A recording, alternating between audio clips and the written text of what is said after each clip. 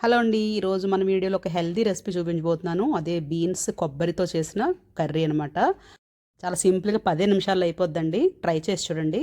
ఇప్పుడైతే మనం చక్కగా బీన్స్‌ని కట్ చేసేసుకొని సైడ్‌కి పెట్టేసుకొని, ఇప్పుడు ఒక కళాయి తీసుకొని కళాయిలో ఆయిల్ వేసుకుందాం. ఆయిల్‌లో కొద్దిగా పోపులు వేసి, కొద్దిగా అవి చిటపటలాడిన తర్వాత సన్నగా తరుక్కున్న ఉల్లిపాయ ముక్కలు కూడా వేసేసుకోండి.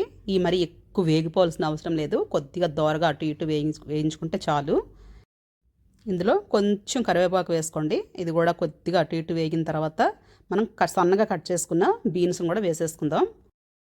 బీన్స్ని రింగ్ బీన్స్ అని కూడా అంటారు. చూసారు కదా, ఈ సైజులో మనం ముక్కలు కట్ చేసుకుంటే కూర చాలా బాగుంటుంది. ఇప్పుడు వీటిని వేసుకొని లో ఫ్లేమ్ పెట్టుకొని ఇలాగా వీటిని అన్నిటిని బాగా కలిపేసుకొని దీంట్లో మనం కొద్దిగా అంటే కొంచెం ఒక కప్పులో సగానికి ఇలాగా వాటర్ తీసుకొని పోసుకుందాము. వీటిలో మనకి ఈ బీన్స్ ఉడికితే చాలా బాగుంటుంది అనమాట. ఇందులో చిటికెడు పసుపు అలాగే కొంచెం ఉప్పు వేసేసుకొని ఇది కూడా బాగా కలిపేద్దాము. కలిపేసి వీటిని మూత పెట్టేసి కాసేపు ఉడకనిద్దాం. ఇది ఎందుకంటే మనకి ఆవిరికి ఆ వాటర్ ఆవిరికి చక్కగా ఉడికితే మనకి కూర బాగుంటుంది అనమాట. బీన్స్ తినడానికి చాలా బాగుంటాయి. ఇప్పుడు ఇలా కలిపిన తర్వాత మళ్ళీ ఇంకొకసారి మూత పెట్టి ఇంకొక 2 నిమిషాల పాటు దీన్ని సన్న మంట మీద అలా వదిలేస్తే చక్కగా ఇలాగ దగ్గరికి మనకి వేగిపోతాయి అనమాట. చూసారు కదా, మనకి బీన్స్ చక్కగా ఉడికిపోయి కరెక్ట్గా ఆయిల్ కూడా వేసిన ఆయిల్ కూడా చక్కగా చిమ్ముతుంది. అంటే మనకి పర్ఫెక్ట్గా కుక్ అయిపోయాయి అనమాట బీన్స్.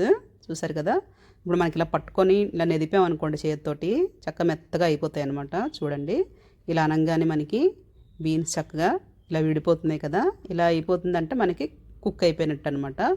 నీళ్ళు వేసాం కదా, ఆవిరికి చక్కగా మెత్తగా ఉడికాయి. ఇప్పుడు మనం ఇందులో కొబ్బరి తురుము వేసుకుందాము. ఇలా ఒక చిన్న కప్పుతో కొబ్బరి తురుము తీసుకొని ఫ్రెష్ కొబ్బరి తురుము ఇలా దీంట్లో జల్లేసుకొని దీన్ని కూడా ఒక్క నిమిషం పాటు ఇలాగ చిన్న ఫ్లేమ్ మీద వేయించుకుందాం. ఎక్కువసేపు వేగాల్సిన అవసరం లేదు. కొబ్బరి తురుము వేసిన తర్వాత మనం ఎక్కువసేపు స్టవ్ మీద ఉంచొద్దండి.